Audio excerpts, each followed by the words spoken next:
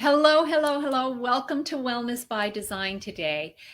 Did you know that indoor mold is such a common problem and it can lead to all kinds of health issues like allergies and asthma and brain fog and weight gain and even pain, mood swings even. So there's so many things that can be connected with toxic mold. A lot of us aren't even aware that we are being exposed to it. But my guest today, Bridgit Danner, knows all about it. She's going to help us understand the signs and symptoms and what to do about it. So welcome, Bridgit. Hey, Jane, thanks for having me. I'm really excited to have you here. You're the first person I've had on to talk about toxic mold, and it's such a common problem. I mean, think of all the buildings that have roof leaks or damp basements and just all kinds of things. It's so common. But you're going to tell us about it, but I'm going to tell everyone a little bit more about you first. So Bridgit Danner was working as an acupuncturist in Portland, Oregon when her health started to deteriorate. She learned a lot, tried a lot of things, and even completed a functional health coaching program in an effort to heal herself and become a better practitioner. Although several things kind of helped, nothing helped completely, and she hit rock bottom in the winter of 2014. Soon after, she discovered toxic mold in her 100-year-old home and began the long journey of home and body repair. Bridgit got into the natural medicine field in 2000 as a young environmentalist. She practiced as an acupuncturist and integrative clinic owner for over 13 years, performing well over 10,000 sessions before transitioning to the online space as a functional health coach and educator. Bridgit loves to teach about everyday detox, functional living, and toxic mold illness at bridgitdanner.com. Bridgit, really thrilled to have you here. So you've had your own story, obviously, with toxic mold, and that's how a lot of us get into this space, right? So I'd love to hear more about it. And I just want to say to any of the audience that's watching live, if you've got any questions, go ahead and put them in the comments and we'll do our best to get to them. So Bridgit, how did this happen and what did you learn along your journey? Yeah, well, first of all, thank you we gave you our long bio, apparently. So thank you for reading all that, but that was a pretty good summary of my life. I didn't get into natural medicine because I was sick. I got into it for my principles, really, and like wanting to make a difference in the world. But then it was kind of funny. You start to do your practice. There's a lot to learn. I was an acupuncturist. I was just seeing a lot of people and learning my craft. And I moved to Portland, Oregon, so it was already pretty green. There was a lot of environmental awareness there. So to be honest, like some of my own desire to teach about the environment and stuff got put on the back burner. But meanwhile, I was sick, and I didn't know why for many years. I just thought, oh, it's stress, it's hormones. I had a baby. I'm running this clinic. But eventually that kind of peaked into, really like there's something wrong here that I can't understand. Like I already have a functional medicine certificate and I'm already like super well trained. I have all these great habits, and why am I still sick? And it was up and down. I can talk more about all my symptoms. And then finally, I had a moment that a lot of people do in this journey, and I'm so thankful for it. I had a naturopath say, has anything changed in your home? It's such an important question for any practitioners out there or anybody working on their own mystery illness. And that just got me thinking, talking about my home. I had two things different, which was a cat and some water intrusion in the basement. They turned out to not be allergic to cats, but I was quite sick from my home, which had multiple water damage problems, actually. So it just turned my career in a different direction too, because now I had to learn so much about detox, and I ended up moving, and I already wanted to have an online business. I actually got my sickest when I started to work from home, which makes sense, right? Yeah. So eventually I sold my brick and mortar clinic. I moved to Arizona and really had this chance to redirect my career. So I started to pull into my women's health business more about detox, and then eventually a mold. To be honest, it took a long time because I wasn't even emotionally or physically capable of talking about mold and my story, and like I was really affected, right? So I didn't even see clients for maybe a year. I needed to take care of myself. So you read my bio and I was like, gosh, it's been a while. So it's a long recovery, but you can recover. And I just really passionate to talk about mold because it still needs a lot more resources, this whole field. So, and also I'm Mhm. passionate because people who are like me, just trying really hard and getting sicker and sicker. And if they never know why, it can lead to really serious results. Mm. Can be such a mystery, right? When all these symptoms come along, and as you said, you were already into functional medicine, you were already doing all the lifestyle habits, and so where did this come from? So, what were some of the signs and symptoms of toxic mold exposure that you had, or that are common for people to have, Bridget? Yeah, I think this is really interesting and important too, because if you think of it, if you ask somebody on the street, they might say, well, it's probably like sinus congestion or asthma. And it can be those things because it's airborne. But for me, I would say it started more with like insomnia, anxiety, spotting in my periods, frequent colds and flus, chronic back pain, we can talk about. Mm. Um, Gut issues, maybe that increased during this time. So there was nothing that really suggested to me mold at the time. I mean, now looking back at my house, I'm like, oh yeah, I should have known. Um, but I was seeing practitioners and they were like, you're stressed. It was often that, to be honest, Jane, which kind of makes me angry. Like how many times I basically was told I was the problem, right? Like you don't handle stress well, so you don't feel well. Mm.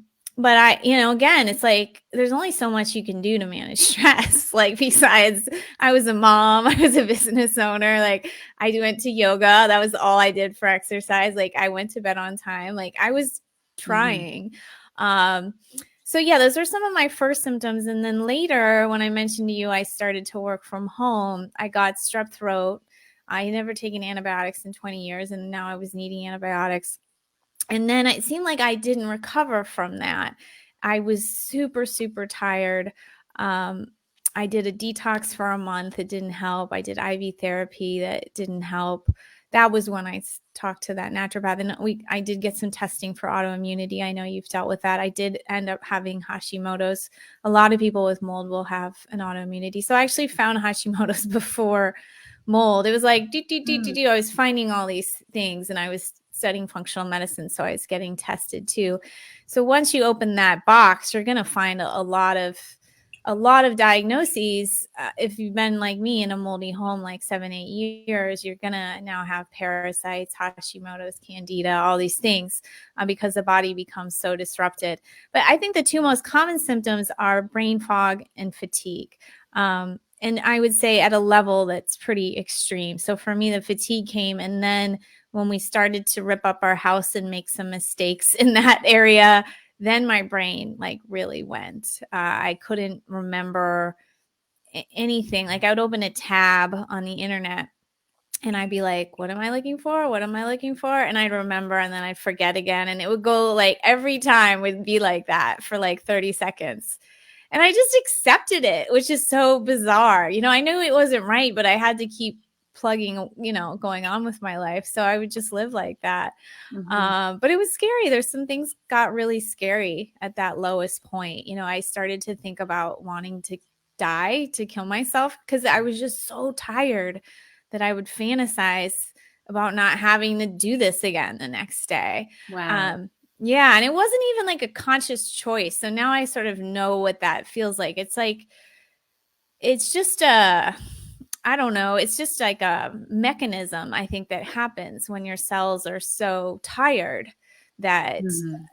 yeah, there's a part of you, so to speak, that doesn't want to go on. And your brain literally isn't working well, like the cognitive part of it, True. right? So then you aren't thinking through things as well. I think what you said there, real couple of really important things, that the symptoms may not be respiratory, right? Even though it is mold. And also, if you are having like mystery symptoms like this, that perhaps fatigue and brain fog, and that to ask what's going on in my home, has anything changed, and to notice things like, do you feel better when you're not at home, and the more time you spend in your home, do you feel worse? So that's important things to look out for. So would you say now, I mean, obviously you help a lot of people with mold now, would you say that those the symptoms you had, the brain fog and the fatigue, are probably some of the most common ones you see? Yeah, I do. And, even I get kind of supported on that. Yeah, when I do, see a new client or, do an interview, they seem to be the most common. But how there is this total spectrum, right? So like a family that is a moldy house, say it's a family of 5, one person may say they have no symptoms, although I'm always a little questioning when someone says they have none. One person may be explaining that, like, a child may have a lot of behavioral issues, another child may have respiratory issues, you could have skin rashes, you could have hormonal issues, like I meant, you could have motor function issues. Many clients actually end up in a wheelchair or bedbound because the brain is so affected that their motor function is getting affected. So it can look different, and that's another tricky Mm, component. But the good news is there is testing for the home and testing for okay, the body. So ask you it's not next. just total guesswork, right? What are the tests for the home, and what are the tests for the body? Well, let's start with the body because it's a lot easier. uh, Luckily now there is at-home urine testing for mycotoxins, something that mold Okay. emits. Um, and it's pretty straightforward. So I was just reading an article yesterday. There's many types of mold, and some only like a dozen are toxic. There are more that are like allergenic or irritating, so that is valid.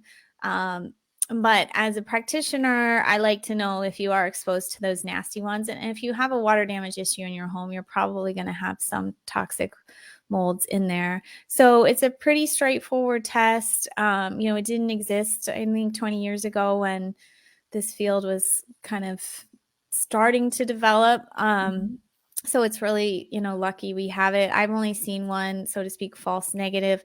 Occasionally, if you're not detoxing well enough to be peeing out anything, you could have a false negative, but I think it's very, very rare. And there's some things you can do to try Mhm. to push it out. The home is a bit harder Okay. because this, every situation is different. People seem to want like the same thing, one mail away test, and it's not that simple, right? So many areas in the home. Do you rent the home? Do you own it? Sometimes you have to like drill into a wall to get a sample in there, or you need to do a swab test. So within the home there's like air testing, swab testing, plate testing, dust testing. I prefer, if you own a home, that you have an inspector who also looks for moisture with different meters, or visually, Yeah. checks drainage from a home. So kind of what I've learned from some of my new friends in this space is like, it's like the home is an organism too, right? And Ah, you can't oversimplify it, just like you can't oversimplify the body. There is one straightforward mold urine test, but if you were to say, Jane, like, I'm not feeling well, what's wrong with me? I can't just give you one test to find that out, right? I have to run a whole battery of tests. So similar with the home, which makes it a little tricky, but there's some places you could start, visually inspecting, smelling, looking under sinks, that kind of a thing. Thinking about what's happened, have you had, my in-laws had a big snow melt, like you were talking about snowing where you are.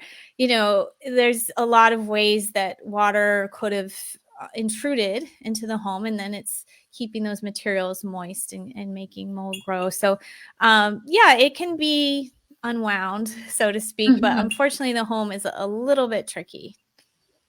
Where can people can anyone just do order the urine test themselves, or do they have to go through a practitioner to order one? The one we do is through a practitioner, but I think perhaps the other one, I guess, a good question. You may need to go through a practitioner. I can tell you the two labs that were mainly used are the Great Plains Labs and Vibrant Wellness. Those are the Okay. two main ones. I think there's a third, but I prefer those two. So Great Plains, you do have to go through a practitioner. And then Vibrant Wellness, I think is a maybe. But they're practitioners like me who sort of let you borrow my license to self-order. So what we do is we sell the test with a consultation, and it's Okay. mailed to you. You mail it back to the lab. They tell us your results, and then we get on the phone with you and go over them and give you a plan. So we do it that way because if you get your results, you're not going to understand them, Right. frankly. You've never seen any before. Yeah. So people are like, I'm in this range. It's really bad. And I'm like, no, it's not that bad. So, you kind of need that. And I think we all need it, right? I ran a heavy metals test on myself last year and I didn't do anything with it because I'm not really an expert in that field. So I prefer it that way. Right. So it's not like just a yes or a no. Yes, you have a mold issue. It's like, well, you find out, I guess, what types of molds and how much exposure you may have. Is that how the test is? That's a great question. I mean, in a sense, it is yes or no. I think the problem is what are you going to do about it, right? And that's Okay. if you don't know what to do about it, What's the you're point? right, exactly Yeah. right. Yeah. And especially with mold, because it's really a dual issue of home and body, that's a lot to take on. So it's Mm. nice to have someone to talk about. As far as the strains, yes, it can give you an invitation of the strains. This is another area where I think functional medicine is getting a little too loopy. Is like it doesn't in a sense it doesn't totally matter, right? It just means you've been exposed, and yes, you could have symptoms and you need to figure out where it's coming from in your home and how to detox your body, because the strains could change over time, like mold Mm. colonies evolve over time. You're just getting one urine sample one day, right? So yes, now there's some knowledge, some research on matching a binder to a strain, and I think it's interesting and you could play with it. But to say like, I have this strain, I'm going to do these things, now I'm done, is not really how it works. So I Okay. just want people to keep that in mind. All right. Okay. So that's great advice. And just one quick question. So a lot of my audience is in Canada. Some are in the US as well, but a lot are in Canada. So is this test available to Canadians as well if they work with you? That's a really good question. So some of the labs, I know we have to fill out like a form, a special like form.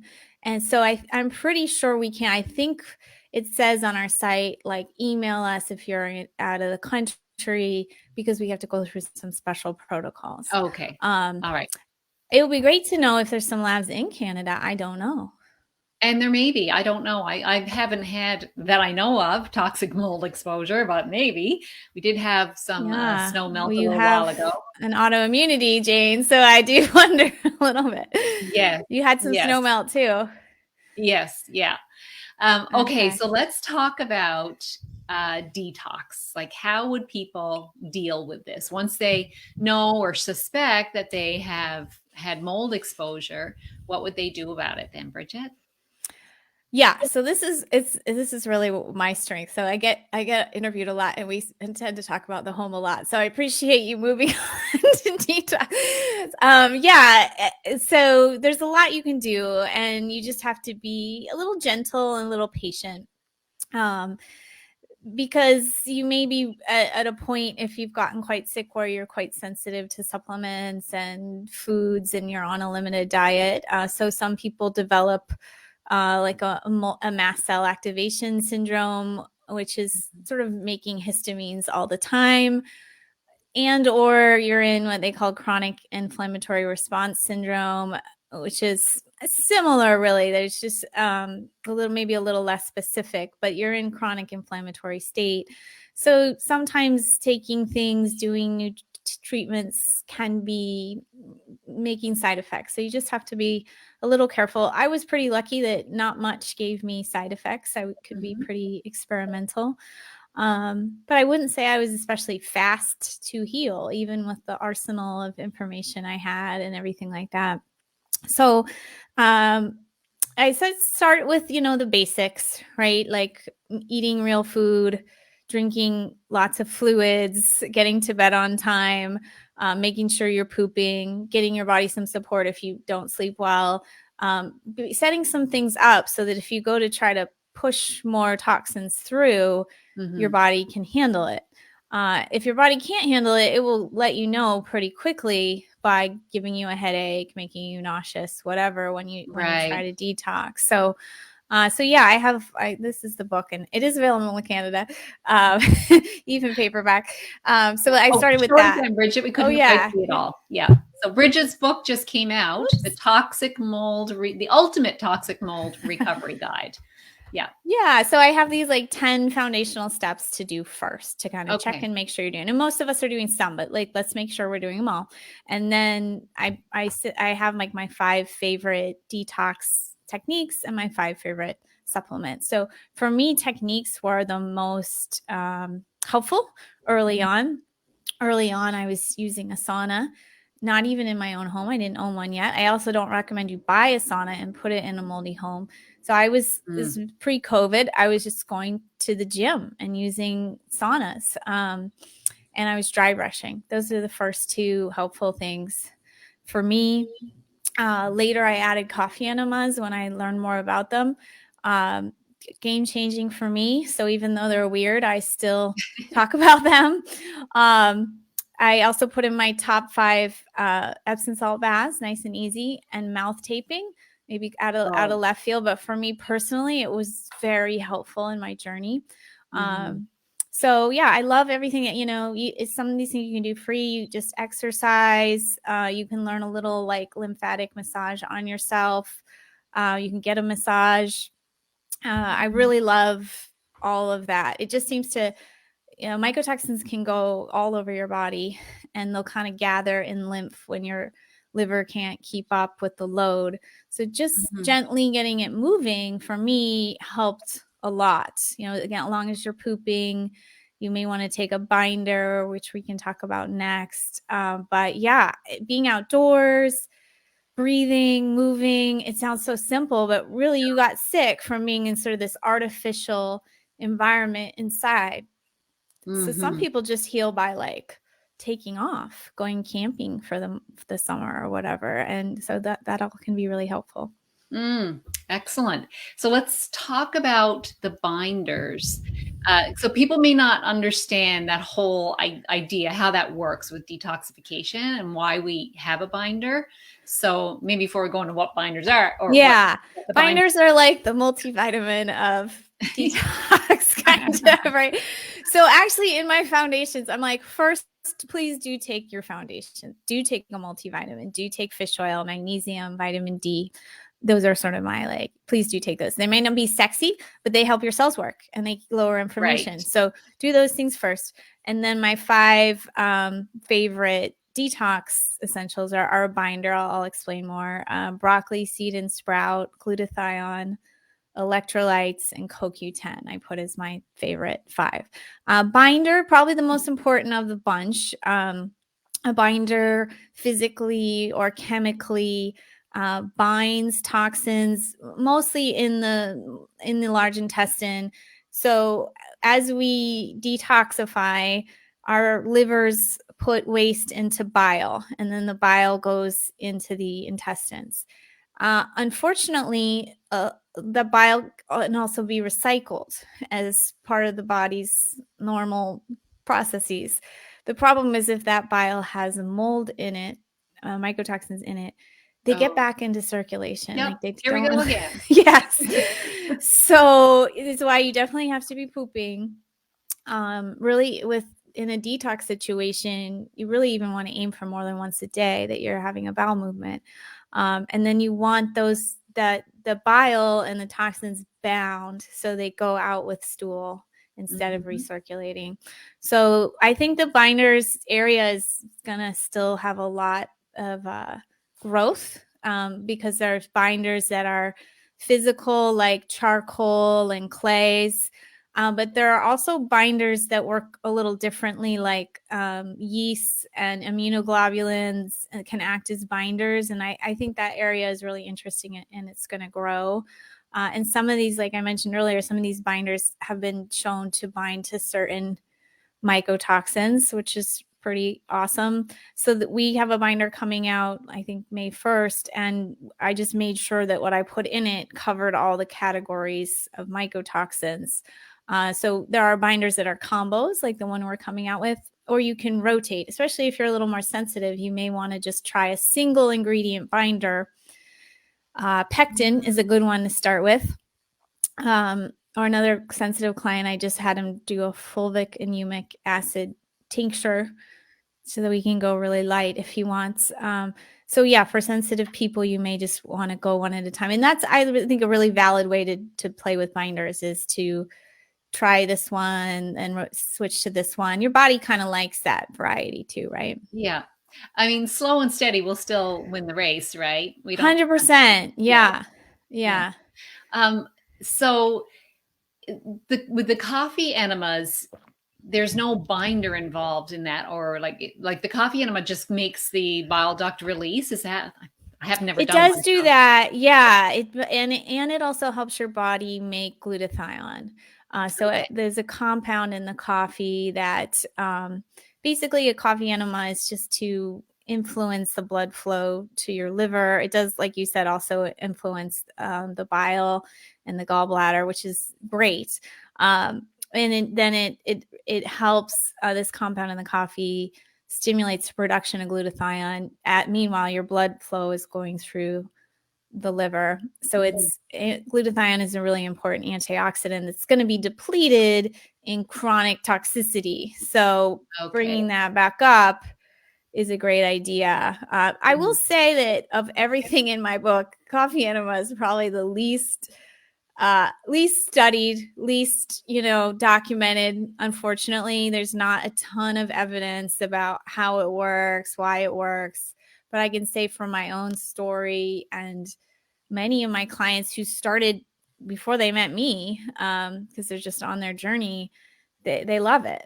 So, I just felt like I had to be honest about that experience. I've heard a lot of people like rave about coffee enemas and how it's helpful on a lot of levels, for detoxification, not just for mold, but other stuff. I mean, we have toxins in us. We all do, because we're living in a world that has a lot of toxins in it. So yeah, it's interesting. I haven't tried it, but it's something certainly to think about. And you're giving us like a lot of things to think about in terms of trying things out. So you talked about the having these symptoms, like if you detox too quickly, then you can have detox symptoms. And what would be some signs that people are detoxing too quickly? Yeah, You I said love the that. headache. Yeah, could be headache, constipation, loose stool, like skin reactions, anxiety, heart racing. We made a side effects book, for people Oh, because we sell a lot of supplements. Yeah, and it helped me realize that there usually aren't that many categories of mhm. side effects. And it's usually like intestinal inflammation. I would say those are the biggest too. And the problem is, and it happens to me too, when we start to have side effects from something we're trying, we have like an emotional reaction about Yeah. it, Hmm. right? And then we're like, somebody gave me bad advice or whatever. And really, it's just the body's telling you something is a little too much for me right Yeah.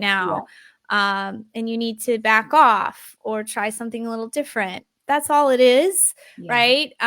So I was helpful for me to like put that, to organize that and be like, Mm. you're an engineer. It's like, if you do this and this happens, now you do this. That's really all it is. Yeah. But yeah, I get it. It's tough. I've had some, I think for me personally, my toughest couple reactions, I did like I had a naturopath do like chelation therapy with me. I don't even think I fully understood what he was doing, but I really got hit hard for like 48 hours of inflammation and headaches.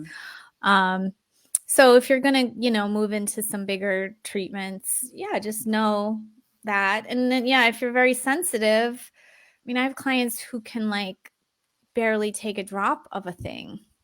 And like you said, slow and steady still can win the race, which is really great news. Mm. And I love what you said there, Bridget, too, about how it's really all just messages from our body. Like even the symptoms that we're having to begin with, it's just messages from our body to say, "Hey, I need some help." And then if we have these detox symptoms, like, "Hey, it's going a bit too fast for me, like slow it down." And sort of thinking of our as being an ally with our body, like how can I help you? How can I support you? Is really like Yeah. a whole different perspective, right? I really love that. Now, you said one thing, make sure that you're pooping. Now, some people don't have trouble with pooping, but some people have a lot of trouble with pooping. How do you suggest that people poop more than once a day if they're only pooping once a day and they want to poop more? Yeah, yeah. I mean, I generally have not been a constipated type person, but actually, as my digestion improved, it did slow a bit. So I have had to learn a little bit. There's lots of things, and I think it's good to experiment. So even just taking, like for me, if I'm taking digestive enzymes, it helps me poop more often. Mhm. You could also do digestive bitters. That again kind of gets the gallbladder going, gets the digestive juices going, and Mm. like it gets peristalsis going. So why bowel movements happen, or one important reason, is when you eat, when you first, as soon as you smell or start chewing, your body signals it's time to digest. Or even think about food. Or even think about it, you start salivating, which is Yeah. important, part of digestion. You start making digestive like enzymes and stomach acid and all that. So that mechanism needs to happen. And one trouble with mold is when your brain is inflamed and that mechanism may not be fully functioning. So you Right. can, yeah, you can kind of push it in various areas. So really right from the beginning, if you are eating more slowly, cooking at home, you're going to like stimulate digestion. If you're sitting down, or you're resting and digesting instead of running around. And then you can do like the bitters, the enzymes. Some people like to take stomach acid. It just gets things moving. You could also have like a bitter salad before you eat. Um, some other things are, moving your body that stimulates peristalsis, like doing yoga. Mhm. You make sure you're hydrating. So hydrating, fats, bitter foods, fibers, just really like what a whole food, real diet can also help. Getting more into little tricks, so to speak. You can do, like a lot of people do magnesium citrate. I think that's a little maybe over relied on, but a lot of people do like that. It just it's sort of like, I don't know if the right word is diuretic, but if you have too much of it, you're gonna kind of poop it out. So Yep. um let's see, I put in our binder a couple things to help with that. Aloe and this herb I found called Chinese rhubarb that's pretty stimulating. I don't know why we haven't heard about this one more, but some things that either soothe or move the bowels are gonna get you pooping more often. And a That binder can be constipating. So okay. The first one you mentioned was aloe. You kind of like faded out a little bit there. yeah, Aloe? aloe Okay, aloe. is also because it's soothing to the digestive Yeah. tract. Okay. Also like some kind of, well, the product I'm thinking of is Mega Mucosa. It has like some amino acids for the mucosa, and it has some immunoglobulins. That one can be really nice if you feel like your gut is kind of like scratched up and irritated a lot. It's almost just like lubricating. Same with aloe, the Mhm. digestive tract, so that things come out. So I think it's a fascinating topic because it sounds so simple, constipation, but there's so many factors going on, and you Mm. may need like more lubrication. One person might need more lubrication. One person may need the enzymes and the stomach acid. So there's lots of ways to play with it that I think can be really effective. But start with all those other lifestyle things that you talked about, because otherwise we're kind of, I think, a lot of times relying on, well, what can I take to help this? Okay, well, still get your body moving and get your sleep and eat real food and get lots of water, all those things and reduce stress. Of course, stress is another thing that stops our digestion. So yeah, really good, Bridgit, all of these things. So your book, I got a link here to share with everyone where they can get your book. There we go. Oh, nice. Mold That's awesome. guide.com/book bonus. Okay. So you can get Bridgit's book there. And then Bridgit, you mentioned there's some extra things to go along with it if people get the book now. Yeah, since the book is just coming out, we had a fun idea to have this book club. So all you have to do is buy the book. It's Audible, Kindle, or paperback. And yeah, I was very excited to see they print it for you in Canada or England or wherever. The Kindle right now, today, it won't still be, it's normally $10 and it's right now $1. So I saw that. yeah, because we've had some recent events and stuff, and people who maybe have already purchased the event. I'm like, I want you to be in the book club. I want it to be basically free for you to join. So it's literally basically free for you to join. Then you'll get, and you, by the way, you don't need to have a Kindle to buy a Kindle. You can get an app on your phone or read it on your desktop. So it's just basically a PDF of the book. And then we'll have some live calls. I think we're having 4 live calls just to, again, like if you're really not feeling well, for one thing, reading this big of a book is a little challenging. So I want to like kind of verbalize it for you, take questions, let you know you're not alone. I felt very alone in my mold journey. I was sort of embarrassed, and I sort of self-isolated, and it's nice to know that like lots of people are going through the same as you, and somebody in the group may have a great answer to a question for you. So we'll have a group, we'll have some live calls, and hopefully just get you moving through the book and get into action. Love that. Love that. Okay. Now I always ask my guests one last question, Bridgit. What's one action someone could take today to improve their health? Yeah, I'm going to say just get outside and get some movement. Even when it's snowing, you can still take a little walk, right? Yeah. I really think it's very healing. It was a big help for me. So yeah, just get outside, take a little walk after dinner, just go stretch in the sunshine. Helps a lot. Well, you know what? Even if people don't have any toxic mold or don't suspect they have any, getting outside and moving is good for everybody on all levels. So I think that's really, really great advice. So thank you for that, Bridgit. And where can people find out more about you? Yeah, you can just go to my name is also my website, BridgitDanner.com, and we have our shop link there if you want a mold test with us. You can get on the waiting list about our binder. We have lots of articles and goodies for you on there. And I will have the link below or in the show notes, so you'll be able to find Bridgit there. This has been fantastic, Bridgit. Thank you so much for sharing. Like, you're such a wealth of knowledge on mold, and to share that with the audience, and maybe it might make all the difference for someone. Even if it's just one person, it's always worth it. And it's probably many, many more who don't even suspect mold and may find out that it is in fact mold that's giving them their mystery symptoms. So thank you so much for being a guest today. Thank you, Jane. It was a lot of fun. It was. And thanks to the audience for joining in. Have a great day.